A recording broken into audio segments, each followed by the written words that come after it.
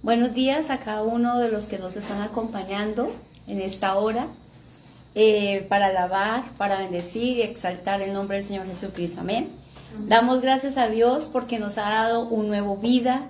Tenemos su vida dentro de nosotros, tenemos su gracia, tenemos su amor y hoy estamos disfrutando de todas sus bendiciones. Amén. Porque su palabra dice que Él ya nos bendijo con toda bendición espiritual. Amén. Entonces en esta mañana nos disponemos a hablar su preciosa palabra. Y los invito a que abramos nuestras Biblias en Tito, capítulo 2, verso 11 al 14. Tito, capítulo 2, del verso 11 al 14. Esta enseñanza en el día de hoy se llama gracia divina. Amén. Gracia divina, y nos vamos a basar en Tito, capítulo 2, del 11 al 14, que dice: en verdad, Dios ha manifestado a toda la humanidad su gracia. Amén. Dice que a toda la humanidad. Amén. La cual trae salvación y nos enseña a rechazar la impiedad y las pasiones mundanas. Así podremos vivir en este mundo con dominio propio, con justicia y con devoción. Mientras aguardamos la bendita esperanza, es decir, la gloriosa venida de nuestro gran Dios y Salvador Jesucristo. Él se entregó por nosotros para rescatarnos de toda maldad y purificar para sí un pueblo elegido, dedicado a hacer el bien. Amén. Qué maravillosa palabra. Entonces, la enseñanza de hoy se titula ¿cómo? Gracia divina. Amén. Y vamos a estar muy atentos, mis amados, porque de verdad que cada día que nosotros entendemos más la gracia, nos apasionamos más para ser llenos absolutamente, para ser cada día, para nosotros poder expresar a Cristo y poder vivirlo a Él. Amén. Como introducción, hermanos, de esta enseñanza, dice que esta es una serie que se titula Los atributos de Dios. Y he aquí el atributo de la gracia de Dios. Vamos a mirar cuál es el atributo de la gracia de Dios. En teología existen dos tipos de gracia, que es la gracia común y la gracia salvadora. ¿Ven? Gracia común y gracia salvadora. Pero ¿qué es la gracia común? La gracia común es aquella donde Dios favorece a todas las personas. Dios hace salir sus bendiciones sobre justos e injustos, de acuerdo con lo dicho por Jesucristo en Mateo 5, del 35 al 48. Amén. Vemos que la gracia común cae sobre todas las personas, sobre buenos y sobre malos. Esa es la gracia común. Miren lo que dice Mateo 5, del 35 al 48. Dice la palabra: ni por la tierra, porque es el estrado de sus pies, ni por Jerusalén, porque es la ciudad del gran rey, ni por tu cabeza jurarás, porque no puedes hacer blanco o negro un solo cabello. Pero sea vuestro hablar sí, sí, no, no, porque lo que es más de esto, de mal procede. Oísteis que fue dicho, ojo por ojo y diente por diente. Pero yo os digo, no resistáis al que es malo. Antes, a cualquiera que te hiera en la mejilla derecha, vuélvele también la otra. Y al que quiera ponerte a pleito y quitarte la túnica, déjale también la capa. Y a cualquiera que te obligue a llevar carga por una milla, ve con el 2. Al que te pida, dale, y al que quiera tomar de ti prestado, no se lo rehuses. Oíste que fue dicho, amarás a tu prójimo y aborrecerás a tu enemigo. Pero yo os digo, amad a vuestros enemigos, Bendecid a los que os maldicen, haced bien a los que os aborrecen y orad por los que os ultrajan y os persiguen, para que seáis hijos de vuestro Padre que está en los cielos, que hace salir su sol sobre malos y buenos. ¿Sobre quién hace salir el Señor el sol? Sobre buenos y malos. ¿Sí ven que la gracia común es para todos? Entonces dice, que hace salir su sol sobre malos y buenos, y que hace llover sobre justos e injustos. Vemos que cuando llueve no solamente cae agua para los que están en la gracia, sino que es para todo el mundo, ¿verdad? Entonces, que hace llover sobre los justos y los injustos. Porque si amáis a los que os aman, ¿qué recompensa tendréis? ¿No hacen también lo mismo los publicanos? Y si saludáis a vuestros hermanos solamente, ¿qué hacéis de más? ¿No hacen también así los gentiles? Sed pues vosotros perfectos, como vuestro Padre que está en los cielos es perfecto. Mire, hermanos, nadie queda excluido del sol, de la lluvia, del aire, del calor, del frío, de la salud y el bienestar general de Dios. Vemos que la gracia común alcanza a todas las personas, a todo el mundo. Y por otro lado, hermanos, la gracia salvadora es aquel favor eterno. Entonces, todo el mundo disfruta de esa gracia común. Amén. Entonces, ¿qué nos manda el Señor a hacer? Que nosotros tenemos que ser totalmente diferentes a todas estas personas. Tenemos que amar a nuestros enemigos, tenemos que orar por los que nos maldicen, tenemos que ser totalmente diferentes. Dice la palabra que tenemos que ser santos y perfectos, como Él es santo y es perfecto. Amén. Entonces, esa gracia común está sobre todo el mundo. Pero vemos también la gracia salvadora, que es aquel favor eterno que Dios nos ha otorgado a cada uno de nosotros. Miremos lo que dice 2 de Timoteo, capítulo 1, verso 9. 2 de Timoteo 1, 9.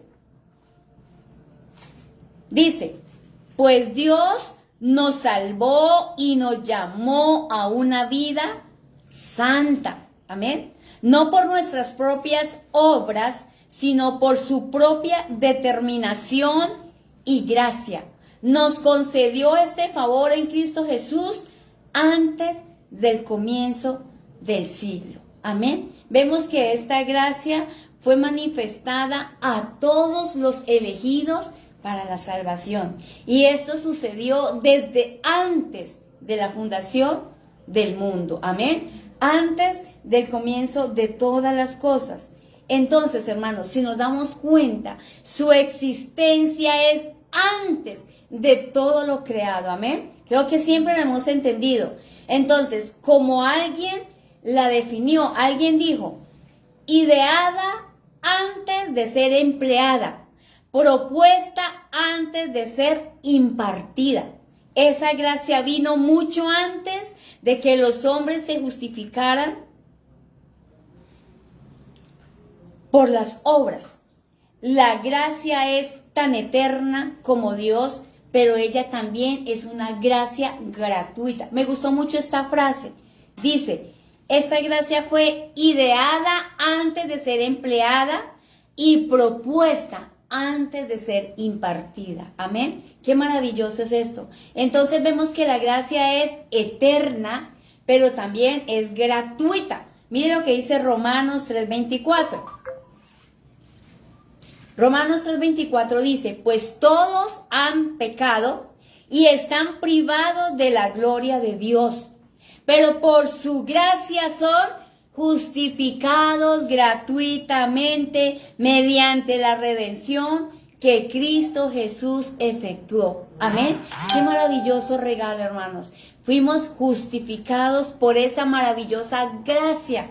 No fue por algo que nosotros hubiéramos hecho, no, hermanos. Fuimos justificados por esa gracia preciosa, esa gracia eterna, esa gracia gratuita. Amén. Porque en nuestra vida, hermanos, no hay mérito alguno para ser justificados. No hay ningún mérito. y hasta ser merecedores de esa gracia gratuita. Mire, hoy somos tan merecedores de esa gracia gratuita. ¡Qué maravilloso! Es una manera muy elegante para hablar de algo que excluye toda jactancia y orgullo personal, como si Dios estuviera obligado a corresponder a nuestras vidas porque nos haya creado. Mire, hermanos, ahora al nosotros haber obtenido esta justicia, esta gracia, hermanos, Dios tiene cuidado de nosotros y dice que Él se ve obligado a corresponder a nuestra vida porque Él nos creó. Y entonces Él por algo envió a su Hijo para que nosotros fuésemos hechos la justicia de Dios en Él. Por lo tanto, Él ahora tiene mucho cuidado de nosotros. Amén. Amén. Por esa gracia preciosa, por esa gracia divina. Amén. Amén. Y lo único aceptado por Dios, hermanos, es cuando el hombre se somete a su justicia cumplida totalmente en la redención de Cristo, hermanos. Eso es lo único que Dios acepta, cuando el hombre se somete a esa justicia cumplida totalmente en la redención de ¿quién? En la redención de Cristo, hermanos. Y esta gracia también es soberana de acuerdo a lo que dice Romanos 5:21. Mire lo que dice Romanos 5:21. A fin de que así como reinó el pecado en la muerte, reine también la gracia que nos trae justificación y vida eterna por medio de Jesucristo nuestro Señor. Amén. Qué maravilloso es esto. Esta gracia fue concedida como un don inmerecido, hermanos, y nadie tendrá que presentar algún reclamo a Dios. ¿Ven? En fin, la gracia es el atributo de nuestra salvación. Amén.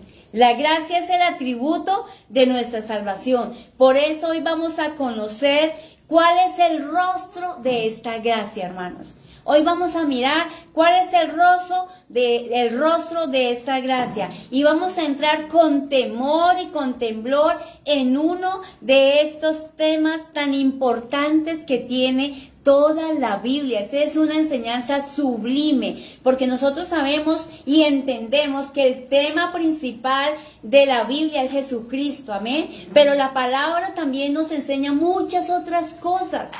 Y una de esas cosas maravillosas que vamos a ver es la gracia. Vamos a mirar el rostro de esta gracia sublime, amén, amén, que lo vemos durante el trayecto de toda la palabra, amén. Amén.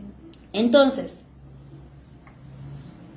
como primer punto vamos a mirar que la gracia nos muestra un rostro descubierto, amén. La gracia nos muestra un rostro descubierto.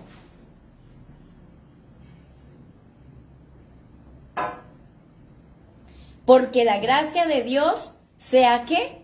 Manifestado, hermanos. La gracia de Dios se ha manifestado a todos nosotros, a los que hemos creído. Entonces, miren, lo importante, hermanos, del Evangelio, ¿qué es? La gracia. Eso es lo más importante del Evangelio, la gracia.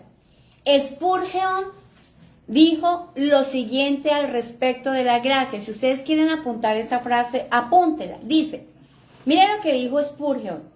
Si quitaran la gracia de Dios del Evangelio, le habrían suprimido la propia sangre de vida y no quedaría nada de él digno de ser predicado, de creerse o por lo cual luchar. ¿Sí ven? Si hubiesen quitado la gracia del Evangelio, no hubiese quedado nada, no hubiese tenido sentido, hermanos.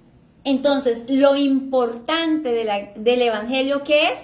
La gracia. Amén. Esta preciosa gracia. Entonces, sin el conocimiento y sin la predicación de la gracia, hermanos, el Evangelio está muerto. Si nosotros escuchamos un evangelio que no habla de la gracia, está muerto, no tiene vida. Amén. Porque el sentido del evangelio, de predicar el evangelio es que la gracia de Dios, la gracia divina. Amén. Ese es el sentido del evangelio. Entonces, de esta manera, la gracia nos revela a un Dios tratando con el hombre sobre la base de una misericordia excluida. Esto es lo que hace la gracia. Miramos a un Dios que está tratando con el hombre, que tiene la misericordia excluida, hermanos, porque nosotros estábamos muertos en delitos y pecados. No teníamos ningún motivo de salvación porque no teníamos la gracia. Pero a eso vino el Señor Jesucristo. Amén. Por eso envió la gracia. Y la gracia significa el don inmerecido otorgado a los hombres perdidos, quienes van irremediablemente camino al infierno, hermanos. En ese sentido, la gracia es la mano que te detiene, que te aparta y te trae a Dios. Mire lo que hace la gracia. ¿Sí ve lo bonito? La gracia es el don inmerecido que ha sido otorgado a los hombres que estaban perdidos, hermanos, y quienes iban irremediablemente camino ¿a dónde? Al infierno. Pero llegó la gracia, hermanos. ¿Y para qué vino la gracia, hermanos? Porque ella es la que nos detiene, es la que nos aparta, es la que nos trae a Dios. Es la gracia, hermanos. Porque nosotros por sí solos no hubiésemos hecho nada. Fue la gracia la que vino, amén. Fue Dios el que intervino ahí, envió su gracia. ¿Para qué? Para que nos detuviera, para que nos diera a conocer a Cristo. Amén. Para que nos apartara de todo lo malo. Eso fue lo que vino a hacer la gracia. Amén. Entonces, de igual manera, la gracia es el plan divino para rescatar al hombre de su pecaminosa vida y sus consecuencias finales. Amén. Qué maravilloso regalo fue la gracia. Ella vino, hermanos, para rescatarnos. Amén. Ese era el plan de Dios. Rescatar al hombre de esa vida pecaminosa que tenía, que llevaba. Amén. Y para salvarnos de las consecuencias finales. Porque nosotros sabemos que si hubiésemos seguido en ese mundo lleno de pecado, las consecuencias no iban a ser buenas, hermanos. Pero Dios nos rescató enviando esa maravillosa gracia. Amén. Entonces, ¿cuál es el propósito de la gracia, hermanos? Que hoy quede bien claro. Ayudarnos a no pecar contra la santidad de Dios. Ese es el propósito de la gracia. Es la que nos ayuda a no pecar contra la santidad de Dios. Pablo afirma esta verdad en Romanos capítulo 6, versos 14 y 15. Romanos 6, 14 y 15. Mire lo que dice Pablo. Así el pecado no tendrá dominio sobre ustedes. ¿Por qué ese pecado ya no tendrá dominio sobre nosotros, según Pablo y la palabra? Porque ya no están bajo la ley. ¿Bajo qué estamos? Sino bajo la gracia. Amén. Por eso es que el pecado ya no nos puede tocar, hermanos, porque ya no estamos bajo la ley. Hoy estamos bajo la gracia. Entonces, ¿qué? ¿Vamos a pecar porque ya no estamos bajo la ley, sino porque estamos bajo la gracia? No, hermanos, de ninguna manera. Ya nosotros no pecamos, hermanos, porque el propósito de la gracia es que ayudarnos a no pecar, hermanos. Y ya nosotros no estamos bajo la ley. Hoy estamos bajo la gracia de Dios. Y el hecho de que nosotros estemos bajo la gracia, hermanos, como le preguntaban allí a Pablo, ¿Será que entonces porque estamos bajo la gracia y ya no estamos bajo la ley, entonces vamos a seguir pecando? No, hermanos, en ninguna manera, porque la gracia es la que nos detiene, es la que nos trae, es la que nos revela a Cristo, a nuestro Padre Celestial. Y ella nos detiene para no pecar más contra la santidad de Dios. Muchos dicen que ahorita que se está hablando de la gracia, pues no, que es una una licencia para pecar. No, hermanos, porque es que la gracia no es una doctrina. La gracia es una persona. ¿Y quién es? Jesucristo, hermanos. Y si yo tengo a Cristo dentro de mí, ¿cómo es posible, hermanos, que yo vaya a pecar? Si Cristo no es pecador. Él es santo, Él es puro. Y si yo tengo a Cristo dentro de mí, pues yo soy santa, yo soy pura.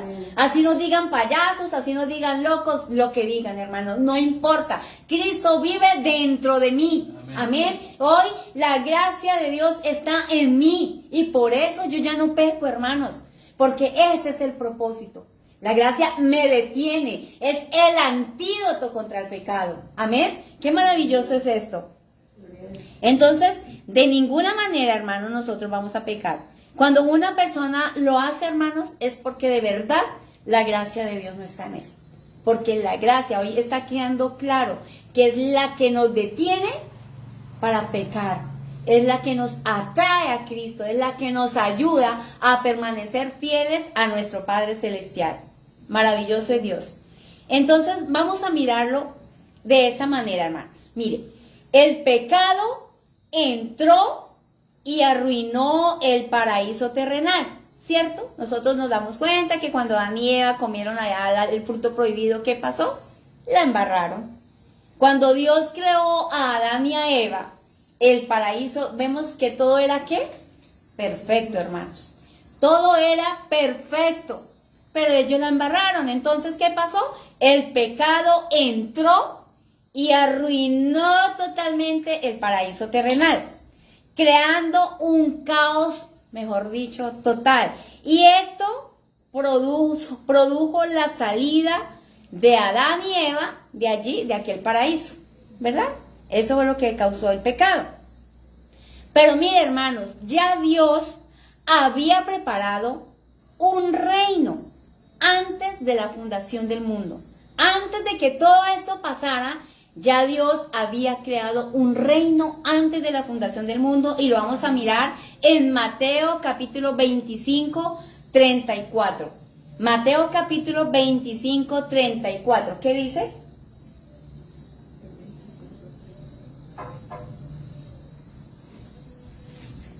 Dice: entonces dirá el rey a los que estén a su derecha: vengan ustedes a quienes mi Padre ha bendecido. Reciban su herencia, el reino preparado para ustedes desde la creación del mundo. ¿Sí ven que está ahí en Mateo capítulo 25, 34? ¿Qué dice? Entonces dirá el rey a los que están a su derecha: vengan ustedes a quienes mi Padre ha bendecido. ¿A quiénes? A quienes mi Padre ha bendecido. ¿Y quiénes son bendecidos? Todos nosotros, hermanos, los que hemos creído. Amén. Somos bendecidos. Entonces dice: vengan, reciban su herencia. ¿Y cuál es la herencia? El reino preparado para ustedes desde la creación del mundo. Cristo, a quien Dios escogió antes de la creación del mundo, se ha manifestado en estos últimos tiempos en beneficio ¿de quiénes? De ustedes, de nosotros. Amén. Entonces, mire, hermanos, el primer Adán fracasó. Ya sabemos quién fue el primer Adán, ¿verdad? Pero el segundo Adán, que es ¿quién? Cristo, ya había apartado como el Cordero de Dios antes de la fundación del mundo. Ya Dios estaba preparado para todo esto. Y eso lo encontramos en Primera de Pedro 1:20, donde Dios ya había preparado el Cordero. Amén. Dice: Cristo, a quien Dios escogió ¿desde cuándo? desde antes de la creación del mundo. Se ha manifestado en estos últimos tiempos en beneficio de ustedes. Yo pregunto, ¿sí se ha manifestado el Señor en estos últimos tiempos a favor de ustedes? Amén. Amén. Y lo está haciendo, hermanos. Él se ha manifestado a muchos de nosotros en estos tiempos.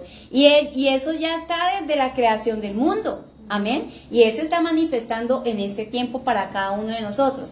Lo extraordinario, hermanos, del plan divino fue manifestar su gracia antes de manifestarse el pecado. Entonces, la gracia se manifestó antes de ¿qué? Antes de que se manifestara el pecado. Eso fue lo extraordinario de este plan divino, hermanos, que su gracia se manifestó antes de manifestarse el pecado. Y el evangelio, hermanos, como la expresión de esa gracia, fue su cumplimiento de acuerdo a lo que dice Gálatas 4:7.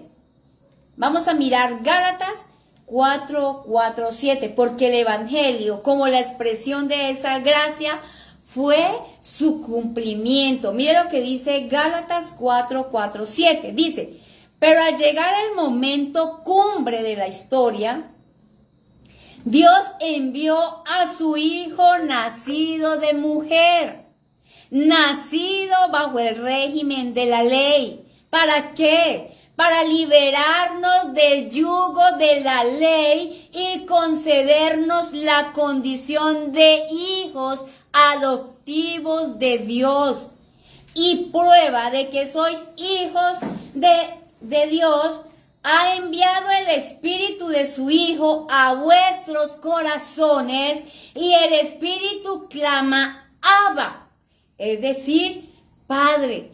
Así que ya no eres esclavo, sino hijo. Y como hijo que eres, Dios te ha declarado también heredero, hermanos. ¿Ve? Entonces, la gracia de Dios se manifiesta ¿dónde? En su evangelio, en su Hijo y en el Espíritu Santo. Amén. Hoy nosotros tenemos el Espíritu Santo dentro de cada uno de nosotros. Y es por medio de Él que hoy nosotros clamamos ¿qué? Abba, Padre. Entonces ya no somos nosotros pecadores arrepentidos. No, hermanos. Hoy somos hijos y somos herederos juntamente con Jesucristo. Amén. Qué maravilloso. Qué bendición. Así que si ustedes llegan a decir, no, es que usted es un pecador, no, qué pena. Nosotros ya no somos pecadores arrepentidos. Hoy somos hijos, por lo tanto, herederos juntamente con Jesucristo. Amén. Qué maravilloso es esto. Como segundo punto, también miramos que la gracia nos muestra un rostro salvador. Amén. La gracia nos muestra un rostro salvador. Porque la gracia de Dios se ha manifestado ¿para qué? Para salvación. Amén. La gracia de Dios se ha manifestado para salvación. Entonces, hermanos, este es el propósito de la manifestación de la gracia. ¿Pero qué significa esto? ¿Qué significa? Que el hombre, hermanos, estaba totalmente destituido de la gloria de Dios. Y por eso intervino la gracia, hermanos. Estábamos totalmente separados, destituidos de la gloria de Dios. ¿Pero quién intervino? La gracia, hermanos. Por eso la gracia interviene. Y Dios le hace un llamado a través de su gracia inmerecida. ¿Por qué? Porque el hombre por sí solo no podría salvarse ni justificarse, hermanos. Porque la gracia ha provisto la única manera para salvarlo. El hombre no podía hacer nada por sí solo. No podía ni justificarse ni salvarse. Entonces, por eso fue que intervino la gracia, hermanos. Solamente la gracia es la única que podía dar provisión para que el hombre pudiera ser salvo. El resto, nada más, hermanos. Entonces, no hay nada bueno en el hombre. ¿O será que sí, hermanos? ¿Usted será que le ve algo así, por muy pequeñito que sea, de bueno en el hombre? No, hermanos, el hombre sin Dios no tiene nada, absolutamente nada bueno. Y la tendencia natural del hombre es cada día ser malo. La tendencia natural del hombre es ser malo, hacer lo malo, fallarle a Dios, cometer errores, cometer pecados. Esa siempre va a ser la tendencia del hombre, ¿verdad? Entonces, inclusive hay hombres que son capaces de esgrimen su propia justicia y sus propias bondades. O sea, hay hombres que son tan malos que ellos mismos denigran de Dios, hablan mal de la gracia, hablan mal de su palabra. ¿Por qué? Porque son malos, esa es la naturaleza del hombre. El hombre sin la gracia siempre va a hacer lo malo, siempre. Esa es la tendencia del hombre natural, hermanos. Entonces, de esta manera, el hombre sin Dios siempre va a rechazar la gracia. El hombre que no tiene a Dios siempre va a rechazar la gracia. La va a descalificar y la va a menospreciar, porque le parece algo muy barato para ser creído. O siempre van a hablar, o siempre van a criticar que eso es algo que no sé qué, o sea, siempre van a denigrar y se escucha. Muchos dicen que cuando se habla de la gracia es porque están dando licencia para pecar, o muchas cosas que hablan acerca de la gracia. Están denigrando de la misma gracia, están hablando de ella. ¿Por qué? Porque esa es su tendencia, a descalificar, a menospreciar, y les parece que eso es algo barato, que eso no tiene ningún sentido, porque están obrando en lo natural. Pero la verdad eterna, hermanos, es que cuando Dios aplica su gracia, todo lo que ella quiere hacer, lo va a hacer, hermanos. ¿Cuánto lo creen? Todo lo que la gracia quiere hacer, hermanos, lo va a hacer. Y yo lo creo. Porque yo sé que nosotros han habido muchos cambios desde que nosotros empezamos a entender la gracia. Y la palabra de Dios dice que todo lo que ella quiere hacer, lo va a hacer. Y es allí, hermanos, donde entra la vida de Jesús, muriendo por aquellos que han sido elegidos desde la eternidad, hermanos. Por eso es que allí Él entró, hermanos. Él murió en la cruz por aquellos que ya habían sido elegidos desde la eternidad, hermanos. Porque los que ya son salvos, ya fueron elegidos desde la eternidad.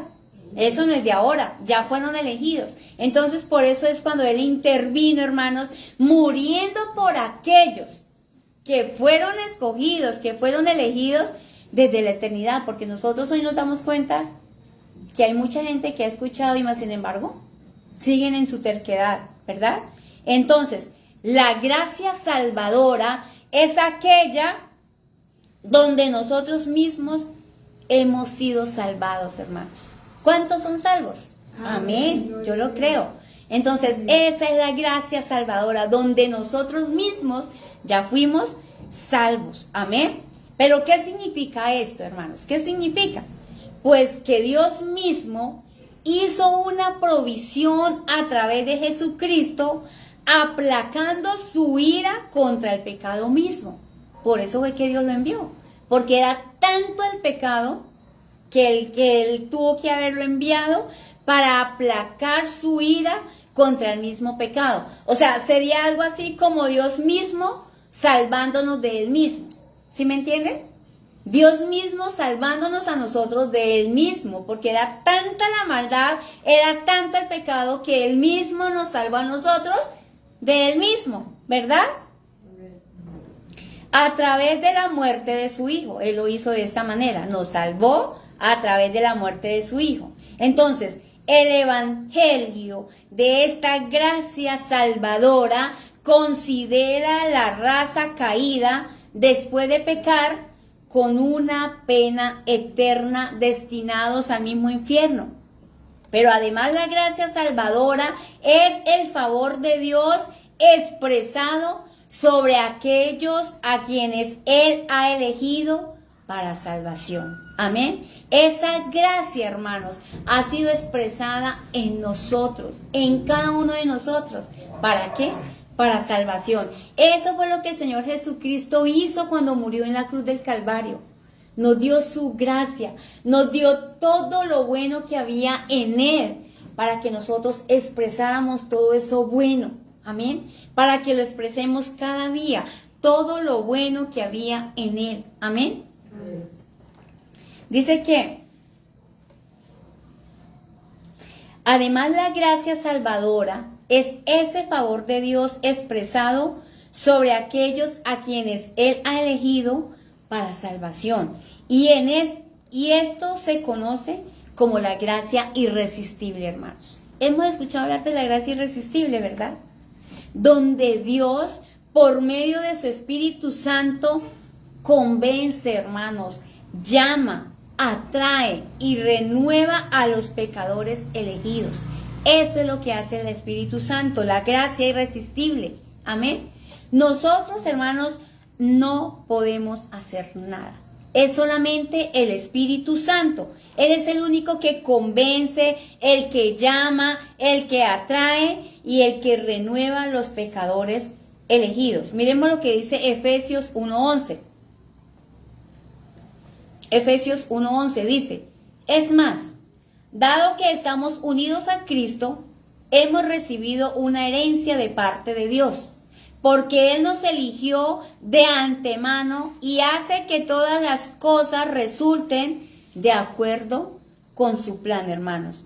Entonces, a quienes hayan sido elegidos se les concede en abundancia la bendición de la gracia salvadora. Qué maravilloso es esto, hermanos. Hoy tenemos esa hermosa bendición, la gracia salvadora, porque fuimos, ¿qué? Elegidos de antemano. Amén. Fuimos predestinados. Amén. Entonces, esto es así porque Cristo es la encarnación de esa gracia y solamente en Él la encontramos. Solamente en Jesucristo. Mire lo que dice Tito 3:5. Tito 3:5. Él nos salvó no por nuestras propias obras de justicia, sino por su misericordia. Nos salvó mediante el lavamiento de la regeneración y de la renovación por el Espíritu Santo. Solamente Él lo pudo hacer. Y mire lo que dice Juan 1:17. Pues la ley fue dada por medio de Moisés, mientras que la gracia y la verdad nos han llegado por medio de ¿quién? De Jesucristo, hermanos. La misericordia, la gracia nos han llegado por medio del Señor Jesucristo. Entonces, esto es maravilloso. Pero también, hermanos, como tercer punto, vemos que la gracia nos muestra un rostro accesible. Amén. La gracia nos muestra un rostro accesible. Porque la gracia de Dios se ha manifestado ¿para qué? Para salvación a todos los hombres. Para salvación a todos los hombres. Este texto, hermanos, confirma el alcance del poder salvador de Dios. Amén. No hay una exclusividad en Dios. Porque una cosa es su elección anticipada de la salvación de acuerdo con la omnisciencia divina, hermanos. Pero otra es su compasión y amor total para con los hombres, no queriendo que ninguno perezca, sino que todos procedan al arrepentimiento. Mire que esto no es exclusivo de Dios. Él es el maravilloso, Él es el grandioso. O sea, aquí nos damos cuenta el alcance del poder salvador de Dios, hermanos.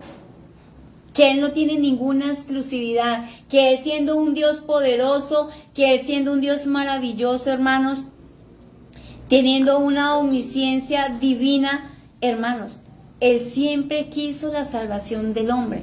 Él no quiere que ninguno perezca. Él quiere que todos procedan al arrepentimiento, ¿verdad? Un amor total, un amor compasivo para todos los hombres, para la humanidad, para que ninguno perezca, sino para que todos vengan al arrepentimiento, amén. Aún cuando no hay justo, ni aun uno, hermanos. Dios ha provisto una salvación para todos los hombres.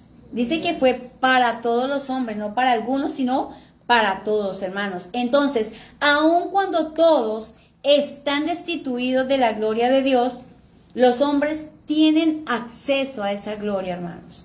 Todos tienen acceso a esa gloria. La Biblia nos dice que el hombre no podía y no puede proveer su propia salvación. Es que no puede, hermanos. Si nosotros miramos, por ningún lado puede hacerlo. Pero porque aún los hombres buenos, Dios los salva, hermanos.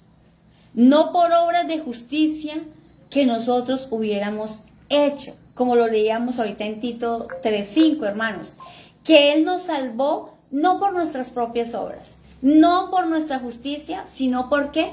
Por su misericordia. Solamente por su gracia nos salvó mediante el lavamiento de la regeneración y de la renovación por el Espíritu Santo, hermanos. Entonces, Dios salva a todos los hombres. Él los quiere salvar. Él quiere que todos procedan al arrepentimiento. Aún hay hombres que tienen buen comportamiento, que tienen buenos valores, que tienen buenas actitudes, pero aún estos hombres necesitan de la salvación. Amén. Y vamos a ver el caso de Cornelio, hermanos. Nosotros vemos la historia de Cornelio en Hechos capítulo 10. Dice que nadie en aquella época era más justo y recto que Cornelio.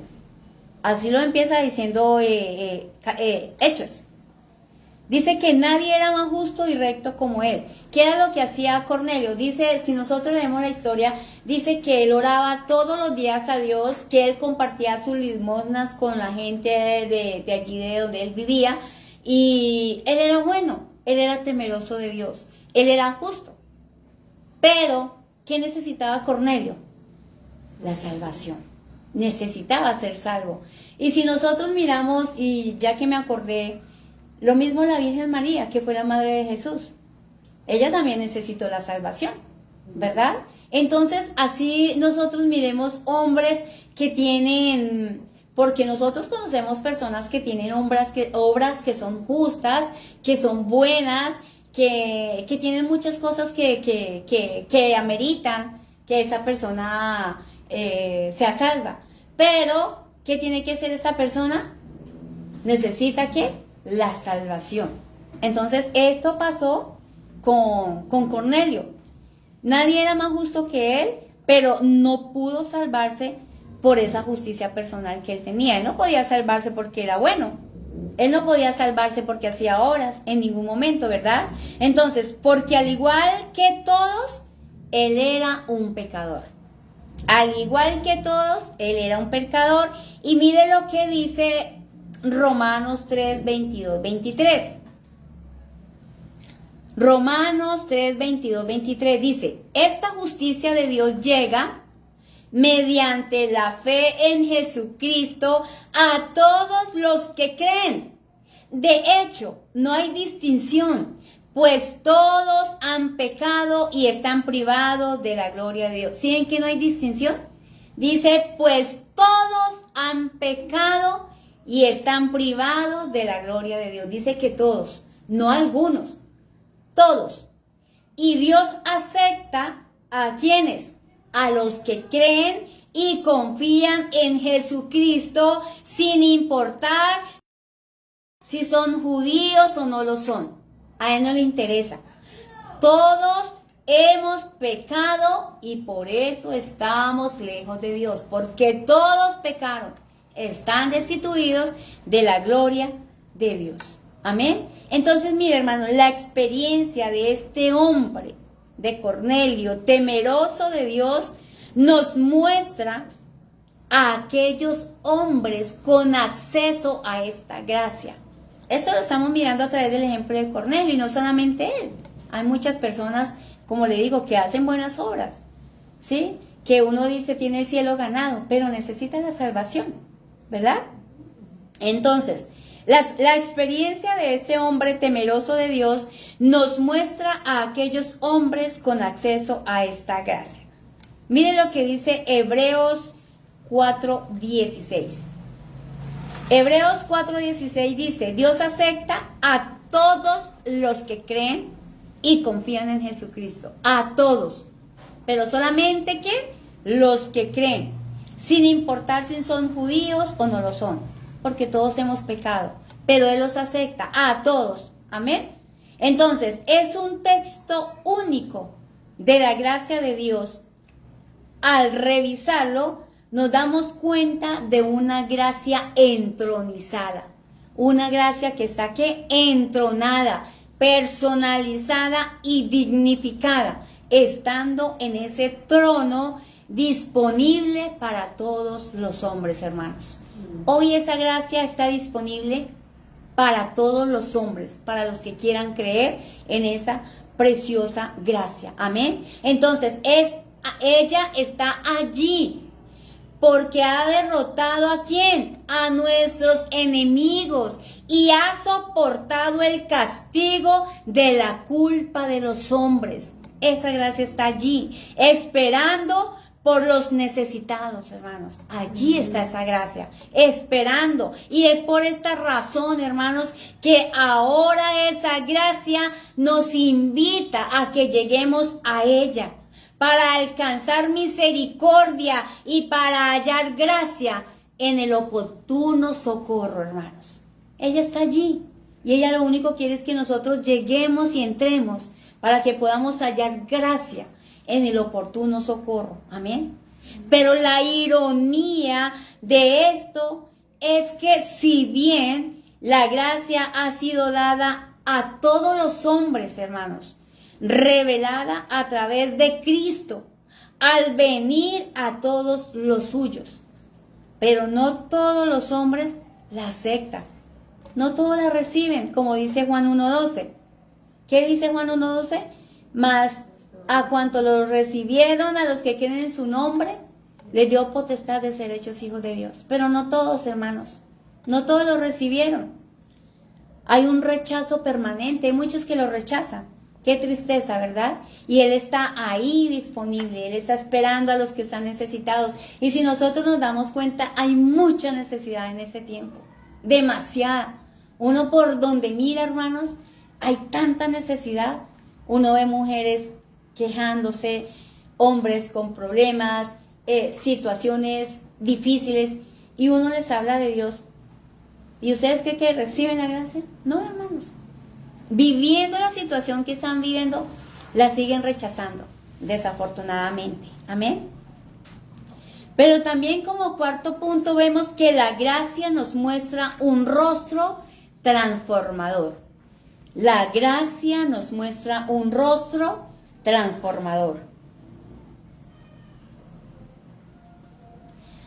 Seguimos mirando el texto de Tito 2, donde sigue diciéndonos, enseñándonos que renunciando a la impiedad y a los deseos mundanos, vivamos en este siglo sobria, justa y piadosamente. Y eso lo vemos en el versículo en el capítulo 2, 12. ¿Qué es lo que nos dice? Dice, y nos enseña. ¿Quién nos enseña? La gracia, hermanos. Nos enseña a rechazar. ¿Qué nos enseña a rechazar la gracia? La impiedad y las pasiones mundanas. Cuando nosotros rechazamos esto, entonces así podremos vivir en este mundo con dominio propio, con justicia y devoción. Esto es lo que nos enseña a hacer la gracia. ¿Ve? ¿Sí ven lo que dice aquí este versículo? Por eso entonces aquellas personas que dicen que es que cuando se habla de la gracia, que es que estamos diciendo que es una licencia para pecar. No, hermanos, miren lo que está diciendo acá. ¿Qué nos enseña la gracia? Nos enseña a rechazar la impiedad y las pasiones mundanas. Eso es lo que hace la gracia. Y así, hermanos, podremos vivir en este mundo con dominio propio, con justicia y con devoción. Qué maravilloso. Por eso Pablo ahora nos habla de una gracia pedagoga y transformadora. ¿Por qué? Porque es que ella nos enseña. Pedagogía es que nos enseña, nos transforma. Eso es lo que hace la gracia. En el anterior mensaje hablamos de la ira de Dios revelándose contra toda impiedad. Eso lo leíamos en Romanos 1:18. Dice que en verdad la ira de Dios viene revelándose desde el cielo contra toda ¿qué? Contra toda impiedad e injusticia de los seres humanos que con su maldad obstruyen la verdad. Porque es que eso es lo que hace la impiedad. Obstruye la verdad. Pero ahora Pablo, al hablar de esta gracia en nuestros corazones, ¿qué nos insta? Nos insta a renunciar a la impiedad, al pecado, a toda maldad. A eso nos insta Pablo. Y la palabra piedad es eusebeia. Eusebeia. Eso es lo que quiere decir piedad. Y según Jerry Bridges, la piedad es más que el carácter cristiano. Cubre la totalidad de la vida cristiana y proporciona el fundamento sobre el cual se construye el carácter cristiano. ¿Sí entendieron esa frase? Vuelvo y la repito. Esto lo escribió Jerry Bridges. Dice, la piedad es más que el carácter cristiano. Cubre la totalidad de la vida cristiana y proporciona el fundamento sobre el cual se construye el carácter cristiano. Entonces, ¿sobre qué se construye nuestro carácter cristiano? Sobre la piedad. La piedad es más que el carácter cristiano. Es sobre esta piedad donde nosotros construimos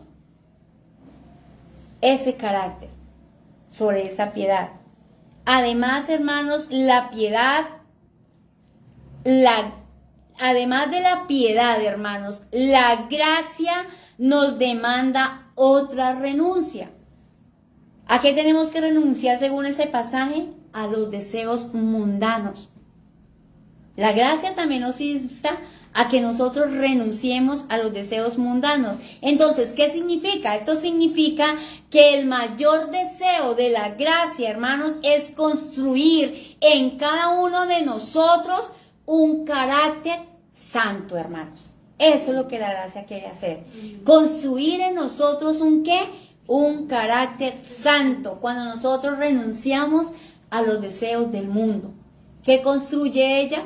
Un carácter santo. Sobre este particular, Pablo hace la pregunta: ¿qué pues diremos? ¿Perseveraremos en el pecado para que la gracia abunde? En ninguna manera, dice Pablo, porque los que hemos muerto al pecado, ¿cómo viviremos aún en él? Hermanos, si nosotros ya morimos al pecado, ¿cómo vamos a seguir viviendo en el pecado? Es imposible, hermanos. Ya nosotros estamos muertos. Cuando usted se da cuenta de una persona que está muerta, ¿será que puede hacer algo? No, ya la persona se murió. Entonces, así estamos hoy nosotros, muertos al pecado. Entonces, ya nosotros no podemos tener pecado en nuestras vidas. Ya nosotros no podemos vivir en pecado. ¿Por qué? Porque estamos muertos. Y un muerto ya no hace nada, ¿verdad? Entonces el pecado ya no puede vivir en nosotros, como lo dice Romanos 6:1-2. Mire lo que dice. ¿Qué pues diremos? ¿Perseveraremos en el pecado para que la gracia abunde? En ninguna manera.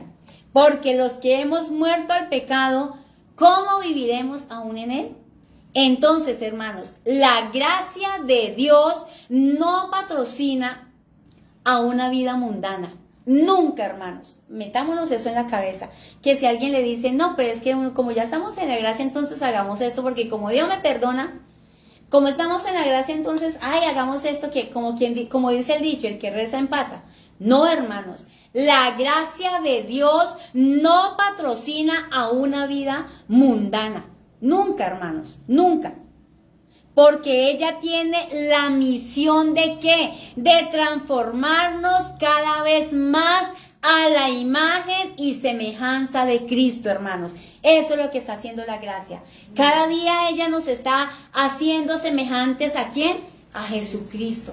Cada día, hermanos, nosotros nos parecemos más a Él. Por eso ya no podemos vivir en pecado. Así nos digan, así, ¿sí? Ya nosotros no podemos vivir en el pecado. Entonces, ¿cuál es el propósito de la gracia de Dios con este anhelo en nosotros? ¿Cuál es ese propósito? Para que vivamos en este mundo, hermanos, sobria, justa y piadosamente, hermanos. Entonces, mire, hermanos, nosotros ya teniendo todo lo que tenemos que vivir relajados, contentos, alegres, porque tenemos esa gracia. Amén.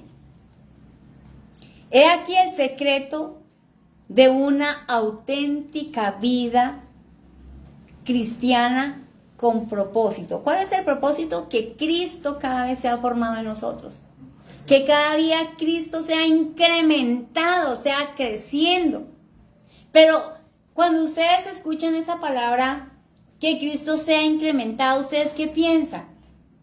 ¿Cuál es ese incremento? Que Cristo crezca. ¿Cómo nos damos cuenta de que Él ha crecido? ¿Será por lo que yo hago? No, hermanos. ¿Será que porque yo todos los días vengo y oro y canto y enseño? ¿Será que por eso Cristo se ha incrementado en mí? ¿O será que porque estudio y escucho y leo? ¿Será que eso es incremento de Cristo en mí? No, hermanos. El incremento de Cristo en mí es cada día viviendo quieta, justa y piadosamente en este mundo, expresándolo como su amor, su bondad. La palabra dice que por sus frutos los conoceréis. Y eso es lo que nosotros tenemos que dar. Frutos, hermanos. Ese es el incremento de Dios en cada uno de nosotros. Entonces, de acuerdo con esto, nada nos hará vivir mejor como el estar bajo la cobertura de esta gracia. Y de verdad que sí, hermanos. Uno vive tranquilo, sabroso, solamente bajo esta gracia. El resto, hermanos, vemos que el mundo está en una situación, en una crisis total. Pero nosotros estamos relajados, disfrutando de esta gracia que habita en cada uno de nosotros. Amén. Pero también nada nos hace más infelices como el vivir en el libertinaje de la gracia, porque hay muchos que están tomando la gracia como un libertinaje. Y resulta que eso no es así. Eso lo encontramos en Judas, capítulo 4, que dice: porque algunos hombres han entrado encubiertamente, los que desde antes habían sido destinados para esta condenación. O sea que ya hay hombres que están destinados para la condenación. Hombres impíos que convierten en libertinaje la gracia de nuestro Dios y niegan a Dios, el único soberano, y a nuestro Señor Jesucristo. Entonces tenemos que tener cuidado, hermanos, porque hay muchos que ya van más allá y ya están haciendo de la gracia un libertinaje. Amén. Como quinto punto vemos que la gracia también nos muestra un rostro de esperanza, hermanos. Y seguimos mirando el texto de Tito 2, donde nos sigue diciendo: aguardando la esperanza bienaventurada y la manifestación gloriosa de nuestro gran Dios y Salvador Jesucristo. El trabajo de la gracia comienza con la elección del creyente. Eso es lo primero que hace la gracia. Elige al creyente. Y luego sigue ¿en qué? En la formación de nuestro carácter para que nosotros podamos ser dignos de ella. O sea, ¿qué fue lo primero que hizo la gracia? Nos escogió, ¿verdad? Y ahora, ¿qué está haciendo? Nos transforma, ¿verdad? Está formando nuestro carácter para que nosotros seamos dignos de ella. Pero sin embargo, la obra de la gracia no termina allí, hermanos. La obra no ha terminado allí. porque su propósito es llevarnos hasta el momento más sublime.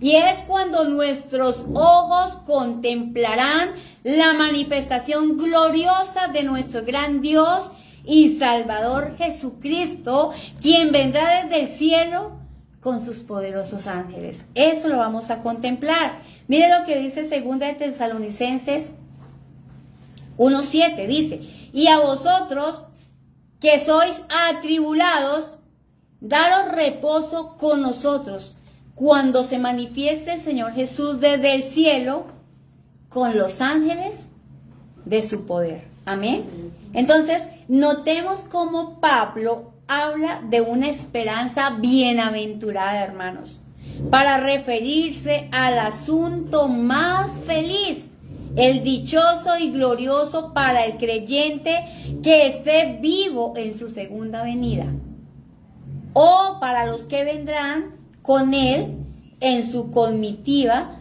para la resurrección. El texto también habla de la aparición del gran Dios y Salvador Jesucristo. Amén. Lo vamos a ver, hermanos. Y la venida de él está muy cerca. Amén. Entonces, con un solo plumazo, hermanos, Pablo nos muestra quién será el que vendrá del cielo. ¿Quién es el que viene? Jesucristo, ¿verdad?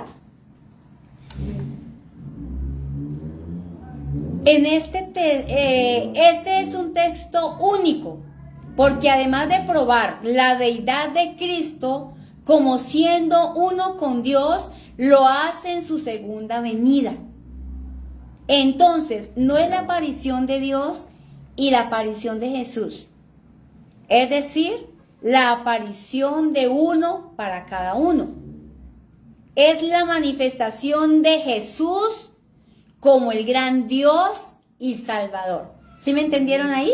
Es la aparición de Jesús como el gran Dios y Salvador. Porque miren, hermanos, la primera venida que Cristo hizo, lo hizo en ¿cómo? En la carne.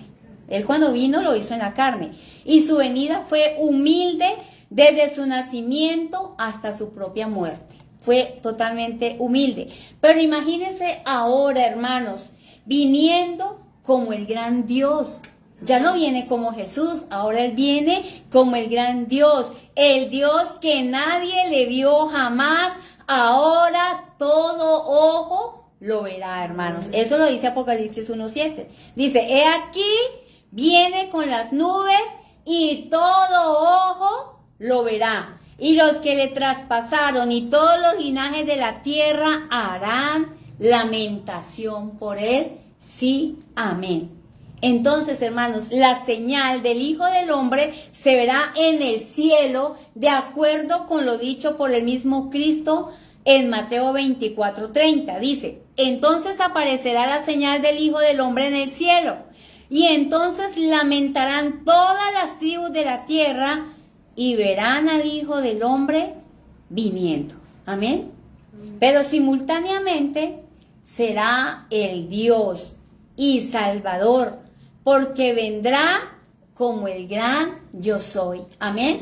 Ya no esperamos a Jesús, no, ya esperamos a Dios, el gran yo soy. Amén. Él es el que estamos esperando y Él es el que todo ojo le verá allí en las nubes. Amén. Entonces, como conclusión, hermanos, el propósito final del rostro de la gracia, según Tito 2:11-14, es mostrarnos a Jesucristo dándose a sí mismo por todos nosotros, para redimirnos de nuestra iniquidad y purificar para sí un pueblo propio, celoso de buenas obras. Amén.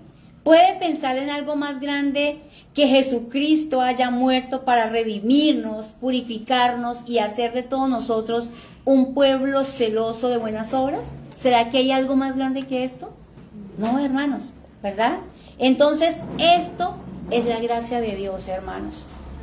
Déjenme ejemplificar el rostro de la gracia con la parábola del hijo pródigo que nosotros encontramos en Lucas 15 del 11 al 32. Nosotros hemos escuchado hablar cantidad de veces sobre esta parábola, ¿verdad? El hijo menor desperdició su herencia y vivió una vida de pecado. Despilfarró y desobediencia total. ¿Qué cree usted que podía hacer aquel padre ante el derroche y deshonra de su hijo? Imagínese, malgastó todo, deshizo. ¿Cuál sería la actitud de este padre? ¿Qué hubiera hecho usted como padre? Bueno, aquel padre al verlo de lejos dice que salió corriendo para encontrarlo. Fue lo primero que él hizo. Él pudo usar sus manos para darle muchos látigos, pero las usó para abrazarlo con su ropa harapienta y maloliente por cuidar de los cerdos. En lugar de usar su boca para reprocharlo, hermanos, la usó para besarlo. El hijo pidió ser como un jornalero esclavo, pero el padre que le dio un anillo porque él era su hijo. Y al final el padre lo vistió, lo calzó y le hizo una grandiosa fiesta. Eso fue lo que hizo este padre, hermanos. Y por último, la gracia celebra la noticia del regreso del hijo con gozo, contrario a la actitud de enojo del hermano mayor, diciendo: ¿por qué tu hermano era muerto y ha revivido? Se había perdido y es hallado, como lo dice en el versículo 32. Este es el rostro de la gracia, hermanos. Y hay dos llamados de ella. Uno es para no ser una vergüenza de la gracia y el otro es para no rechazarla. Entonces, hermanos, hoy nosotros tenemos esa maravillosa bendición de tener la gracia en cada uno de nosotros. Amén. Qué maravilloso es que cada vez que nosotros estudiamos y entendemos más el mensaje de la gracia, amamos más al Señor Jesucristo por todo lo que Él hizo, hermanos. Cada vez que nosotros entendemos lo consumado allí en la cruz del Calvario, nos motiva, hermanos, a que vivamos más para Él, para que lo sigamos expresando. Ese es el rostro de la gracia, hermanos. Entonces ya nosotros, teniendo esta gracia, ¿qué es lo que nosotros tenemos que expresar? Amor, tenemos que expresar humildad, tenemos que expresar todo lo bueno, hermanos, porque es que es Cristo habitándonos a cada uno de nosotros. Amén. Entonces, muchas gracias, hermanos, gracias por estar ahí. Espero que esta palabra penetre hasta lo más profundo y que dé frutos en abundancia. Amén. Sean cada uno de ustedes bendecidos. Gracia y paz. Amén.